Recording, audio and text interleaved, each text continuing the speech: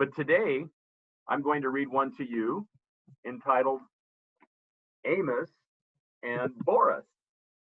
And we're trying to work something right now to where you can see me on the big screen. That way I can show you the illustration. And I think Mrs. Jewell might have figured it out, one of our amazing second grade teachers, Mrs. Jewell. Thank you for being here with me today and operating she's kind of the producer of this show. And in some way, I kind of feel like I've become Mr. Rogers. I'm loving this. Every day I get to come into your living room like we have our own TV show. So here's a book called Amos and Boris. And just out of curiosity, are any of you familiar with this story? If you are, show me a thumbs up sign. My hunch is most of you probably are not. Okay, here we go.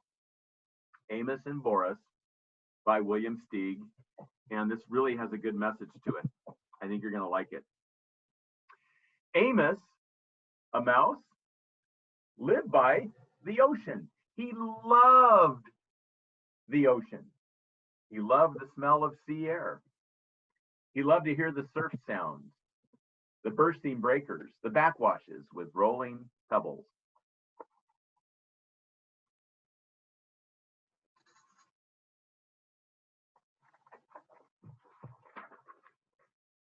He thought a lot about the ocean, and he wondered about the faraway places on the other side of the water. One day, he started building a boat on the beach.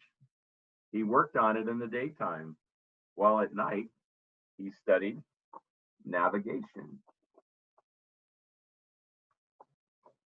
When the boat was finished, he loaded it with cheese, biscuits, acorns, honey, wheat germ, 2 barrels of fresh water, a compass, a sextant, a telescope, a saw, a hammer and nails, and some wood in case repairs should be necessary, a needle and thread for the mending of torn sails, and various other necessities such as bandages and iodine, a yo-yo, and playing cards.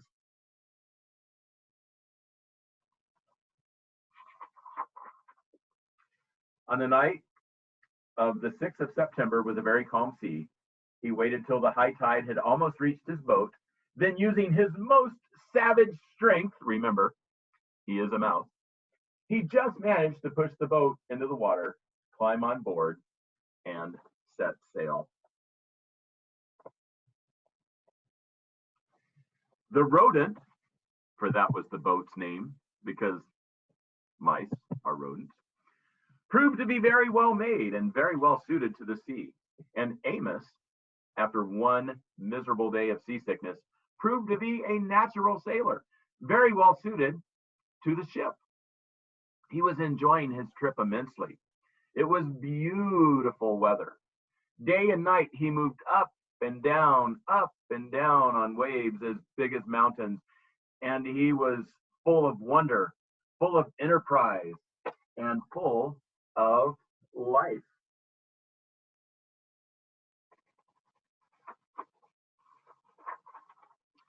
One night in a phosphorescent sea, he marveled at the sight of some whales spouting luminous water, and later, lying on the deck of his boat, gazing at the immense starry sky, the tiny little mouse Amos, a little speck of a living thing in the vast living universe, felt thoroughly akin to it all. Overwhelmed by the beauty and mystery of everything, he rolled over and over and over and right off the deck of his boat and into the sea.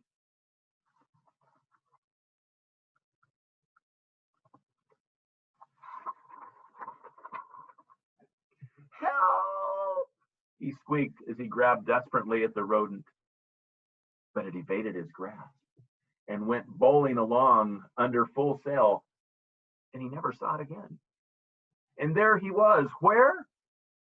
In the middle of the immense ocean, 1,000 miles from the nearest seashore, with no one else in sight as far as the eye could see, and not even so much as a stick of driftwood to hold on to. Should I try to swim home? Amos wondered. Or should I just try to stay afloat? He might swim for a mile, but never 1,000 miles. He decided to just keep afloat. treading water and hoping that something, who knows what, would turn up to save him. But what if a shark or some big fish or a horse mackerel turned up? What was he supposed to do to protect himself? He didn't know. And there's a picture of Amos out in the middle of the ocean.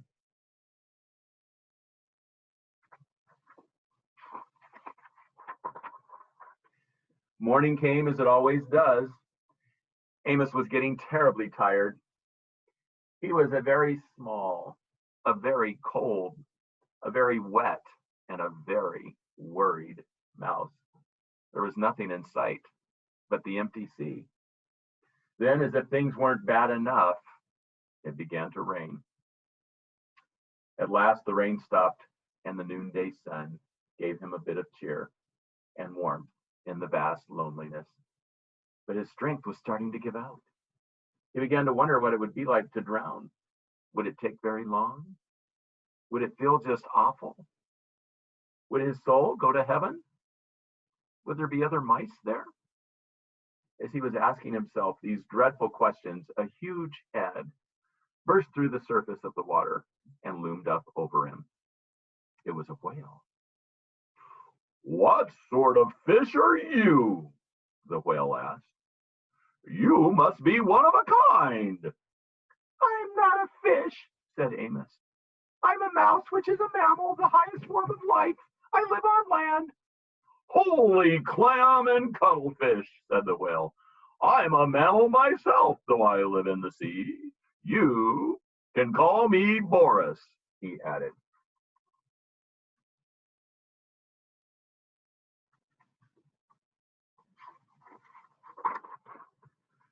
Amos introduced himself and told Boris how he came to be there in the middle of the ocean. The whale said he would be happy to take Amos to the ivory coast of Africa, where he happened to be headed anyway, to attend a meeting of whales from all 7 seas. But Amos said he'd had enough adventure to last him for a long while. He wanted only to get back home and hoped the whale wouldn't mind going out of his way to take him there. "Not only would I not mind, little fellow," said Boris, "I would consider it a privilege. What other whale in the whole world has ever had the chance to get to know such a strange creature as you? Please climb on board, little fellow." And Amos got on Boris's back. "Are you sure you're a mammal?" Amos asked. "You smell more like a fish." Then Boris the whale went swimming along with Amos the mouse on his back.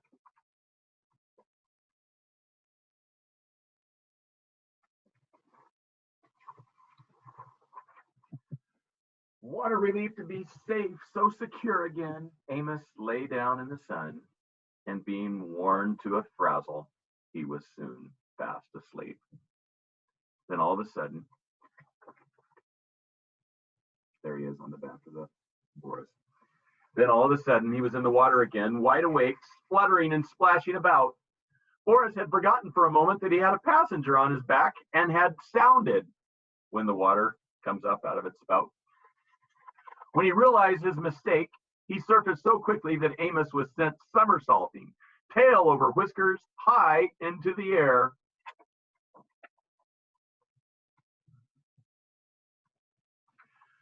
Hitting the water hurt.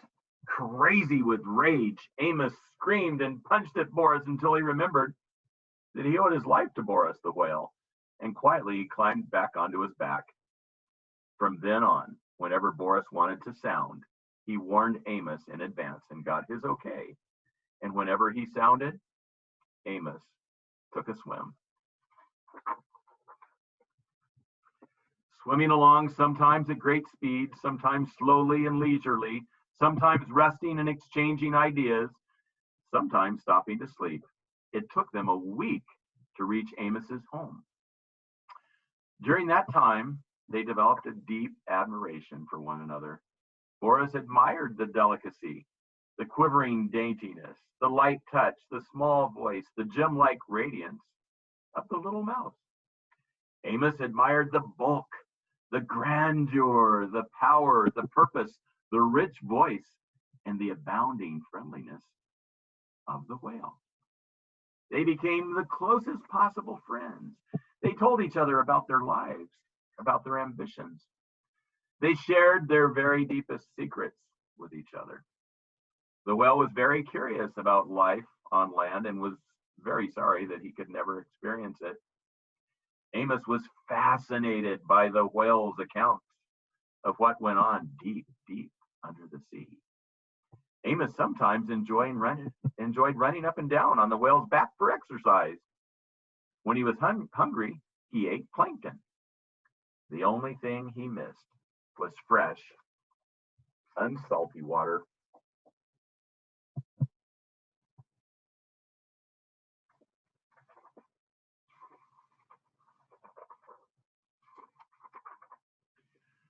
The time came to say goodbye. They were at the shore. "I wish we could be friends forever, little fellow," said Boris. "We will be friends forever, but we can't be together. You must..." Oh, wrong voice. "We will be friends forever, but we can't be together. You must live on land, and I must live at sea.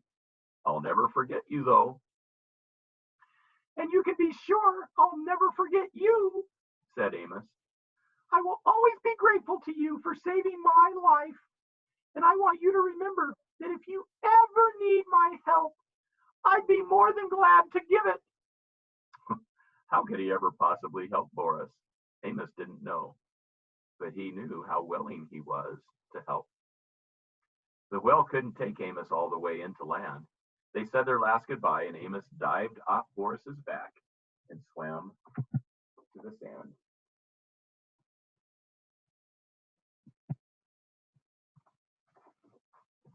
From the top of a cliff, he watched Boris spout twice and disappear. Boris laughed to himself.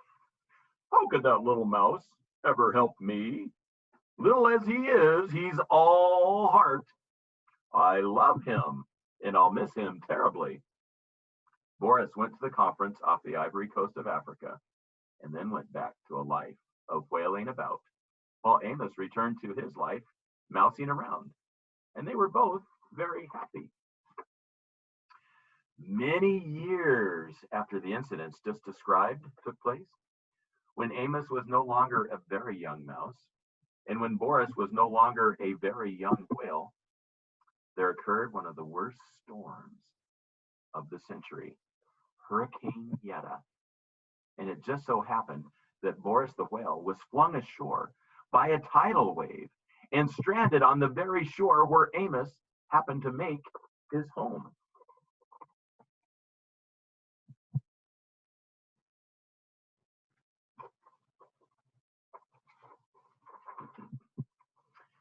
It also just happened that when the storm had cleared up and Boris was lying high and dry on the sand, losing his moisture in the hot sun and needing desperately to be back in the water, Amos came down on the beach to see how much damage Hurricane Yetta had done. Of course, Boris and Amos recognized each other at once. I don't have to tell you how these old friends felt at meeting again in this desperate situation. Amos rushed toward Boris. Boris could only look at Amos.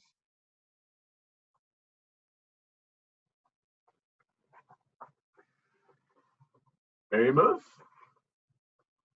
help me," said the mountain of a whale to the mote of a mouse. "I think I'll die if I don't get back into the water soon, little fellow." Amos gazed at Boris in agony of pity. He realized he had to do something very fast, and he had to think very fast about what it was that he had to do. Suddenly he was gone. "I'm afraid the little fellow won't be able to help me," said Boris to himself. "Much as he wants to do something, what could such a little fellow do?"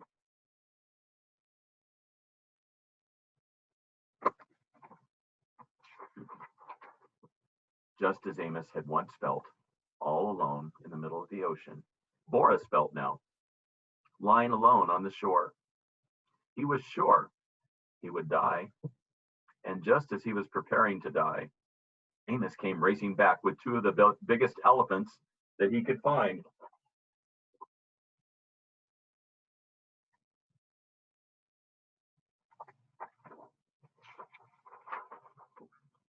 Without wasting time, these two good-hearted elephants got to pushing with all their might at Boris's huge body until he began turning over, breaded with sand and rolling down toward the sea.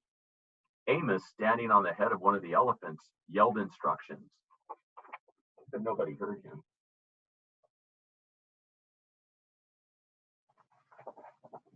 In a few minutes, Boris was already in water, with waves washing at him, and he was feeling the wonderful wetness. You have to be out of the sea to really know how good it feels to be back in it, he thought. That is, if you're a whale. Soon he was able to wiggle and wriggle into deep water.